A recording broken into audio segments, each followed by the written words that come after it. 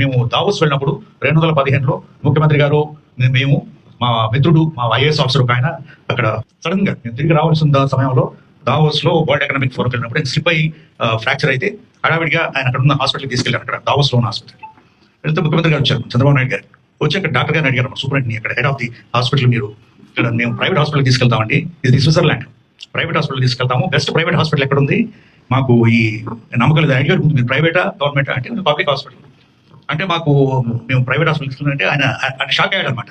Private అట్లాంటిది ఏం లేదు మన దేశంలో, మన దేశంలో అట్లాంటిది ఏం లేదు, ఇట్లాంటి ఫ్రాక్చర్లు రోజుకి 8 నుంచి 10 చేస్తాను నేను.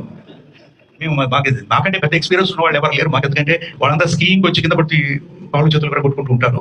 మేము సర్వసాధారణం, ఎందుకంటే పెద్ద హాస్పిటల్ ఉంటే అప్పుడు 2 hours ఆయన ఆపరేషన్ చేశాడు. 2వ రోజు మార్నింగ్ ఉదయం లేవగానే నడవడం మొదలు పెట్టారు. ఆయన పెద్ద మేజర్ ఫ్రాక్చర్. సో ఇది health care. Health is fundamental right. It has to be publicly provision. It has to paid by the tax.